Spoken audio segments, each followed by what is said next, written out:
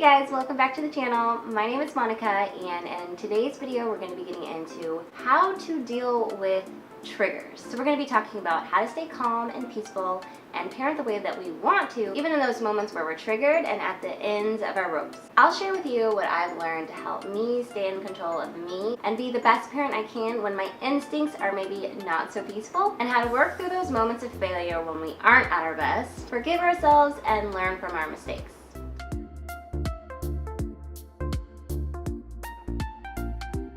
If you're new to my channel, I post new videos every week on peaceful parenting, healthy living, and life with little ones, and I would love for you to consider subscribing if you are not already, and don't forget to hit the notification bell so you never miss any helpful videos.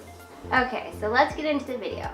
So I think it's perfectly natural and normal when somebody learns about peaceful parenting to think, oh, that sounds great, but it doesn't really work. Or to feel like this peaceful parenting, gentle parenting philosophy is really hard to implement in certain moments. One thing that I think is super important to keep in mind is that we as parents are not perfect, and equally as important, neither are our children. The goal of peaceful parenting, I don't believe, is to create a perfect little robot child that just never makes mistakes, never does anything wrong, and you've asked nicely one time and now you're peaceful, so everything's just gonna be smooth.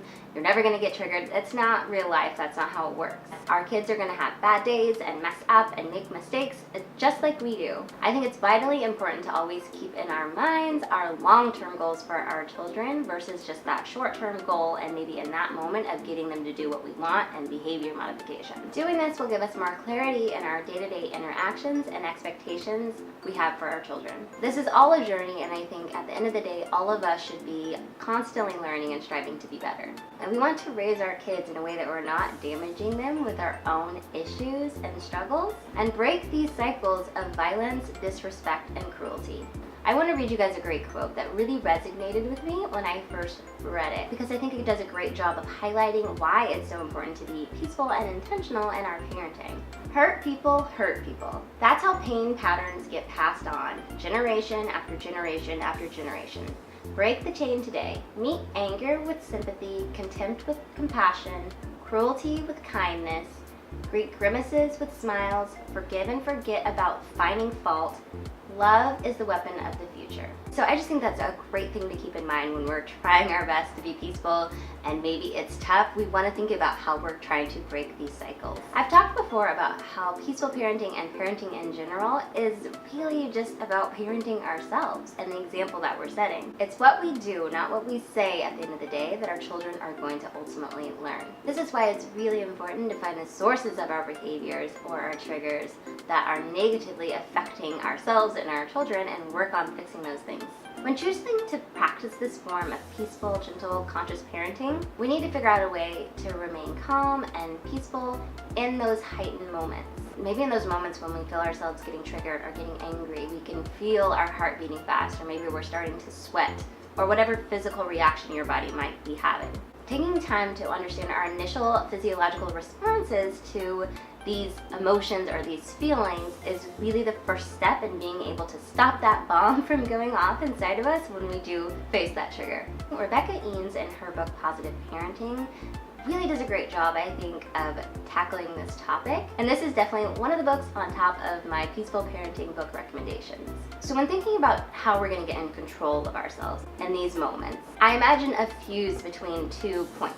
And let's say the first point is brother just hit sister, and this has sparked this fuse, which will lead to the later explosion where you're either yelling, you're threatening, you're maybe hitting or being too forceful in your touch, and doing all of this without ever even thinking about or making a conscious choice how you're going to react, but just having that reaction to that issue or whatever it is that triggered you. The goal here is to extinguish that fuse and expand that space in between the trigger and the reaction, so that you are conscious in that reaction and you don't allow yourself to be reactive. You are intentional in how you'll handle that situation or how you're going to act. So this really starts with recognizing and understanding that no one else is responsible for our own actions. A 2-year-old or a 6-year-old is not responsible, and they cannot make us react in any certain way. It's all on us. You are in control of you, and it's your choice how you're going to feel and react to any trigger. Fortunately, we, even in those crazy moments, still have the control over ourselves if we are mindful in those situations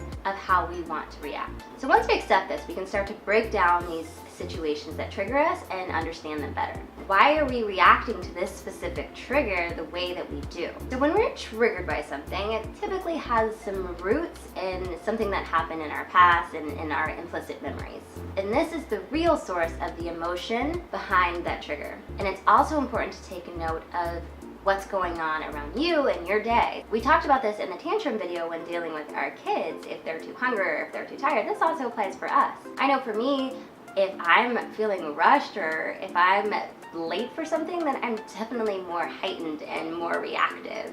So just recognizing that is a big step. So maybe you find yourself at the end of your rope at the end of the day, or when you're super hungry, or maybe you're anxious or nervous about something, or maybe you're just around people that make you feel a little bit more anxious or nervous. Sometimes people are like that when they're around their families or when they're around people that they are worried might be judgmental of them. So next time it happens that you're triggered and maybe you react in a way that you're not happy about and you're not pleased with and you feel like you have messed up, really take note of that situation and start to break it down. For example, does your kid leaving their room a mess or leaving the living room a mess or just not picking up after themselves make you feel a certain way and make you get easily triggered? Maybe that makes you feel disrespected, or it reminds you of a vulnerability from your own childhood, or maybe, and I think a lot of it is this, it makes you feel like you're failing as a parent. So you get this like panic thing that happens that's unconscious. Just find out the thought process that's going on in your own mind when you're triggered, and then try to get to the bottom of what's really happening. So once you figure all that out and get to the bottom of what's going on in your own mind, it's usually a negative thought that is triggering this reaction from you. So the next step would be to change those negative thoughts and rewrite that story. With all of that breaking down in triggers, there's usually a deep neural pathway inside of our brains that makes us immediately go towards a certain emotion or feeling that makes us go to a certain action. And since that's set and subconscious, it takes work to rewrite that and change it. So you can work to find a new and more positive thought process that's more empathetic. Like, wow, my child is really struggling with this and they are clearly needing my help right now. With this, you can begin to rewire your own brain and change that negative pathway and replace it with the positive thought and make a new positive pathway so that whenever you experience that thing, instead of immediately going to that reactive negative thought, over time you'll begin to go to the positive thought. And when you're able to switch your wiring and go to that positive thought, you're much more likely to be in control of your reaction and conscious and intentional in what you do and say. So next time you're in that situation and you're triggered and you feel your body start to react, just take a moment to stop, take a deep breath, and change that negative thought into your positive one. So next you're gonna have to figure out what to do instead of yelling or threatening or hitting or whatever it is that you're trying to change, and have a solid plan of action. So instead of yelling, maybe take a moment to stop, take a deep breath, and maybe you're gonna try to whisper. Granted, it's not an emergency and no one's being harmed. Maybe you're gonna take a deep breath and count to 4, or say a positive line to help remind you of where you wanna be going. And say that thing over again to yourself a couple of times to get you back in control. And then in this calmer state, you can figure out how to express yourselves and your feelings without threatening or harming anyone else. You've calmed your body, assessed the situation, recognize that your child is needing your help in this moment, and then you can be in the driver's seat of your behavior instead of your emotions. With practice, you'll be able to peacefully and consciously offer the support that your child needs. You are teaching them and showing them how to be conscious and intentional in their own reactions as well as a part of the process. So they're less likely to be reactive in the future as well because they're learning from you. You're strengthening your relationship with your child, lessening the likelihood of the incident reoccurring as you peacefully help your child work through whatever issue that they're having. This takes a lot of practice, but luckily, life and being a parent will offer us ample opportunities to practice and hone these skills. When you mess up, own up to it and apologize. Tell them that you're sorry when you react in a way that you didn't want to and that you're working on bettering yourself. It's great for our kids to see us own up to our own mistakes, bad moods, rude and disrespectful behaviors too. And all people are deserving of respect, including our children. Another thing that is immensely helpful in this process is understanding our children's brain development and knowing what's developmentally appropriate. Having reasonable, appropriate expectations for our own individual children is key. Understanding that it is developmentally normal for a 2-year-old to maybe bite or hit when they're frustrated will help you react more appropriately as you help them learn to regulate themselves. And you help them by recognizing that this is something that they're learning and that they're going through, and you stay close when they're around other kids or in a situation that might trigger that behavior. And check out my video on how to stop toddler hitting, and I'll leave a link for that in the description below as well as in the card above for some ideas on how to help your child through that behavior if that's something that you're dealing with. So most of our kiddos' behavior, and really in the bigger macro sense, everyone's behavior, is a result of their brain development and the tools that they've accumulated in their lives thus far to deal with certain situations. I heard a great analogy about when your child first learns to walk, and maybe that's when they're 8 months old or when they're 18 months old, but your understanding of that learning process and where they are developmentally. You would never yell at your kid because, yesterday they walked 4 steps and then today they fell after 1 step. You recognize that it's a learning process and that developmentally they're not able to do it yet. It's the same as if your young child were to start screaming in the grocery store for whatever reason. You wouldn't yell at them any more than you would yell at a 10-month-old for having difficulty walking as they're learning to do it than you would for the kid who's having difficulty learning how to stay in control and express themselves in that particular situation. So the way I think about it is, if that kid in the grocery store that's screaming, given that particular set of circumstances, in that state of mind, and maybe they're hungry, maybe they're tired, but whatever is happening, maybe it's just something that they're not equipped to deal with in their stage of development, if they were capable of controlling themselves in that specific circumstance, then they would. If they're not capable of doing it, that means they need our help.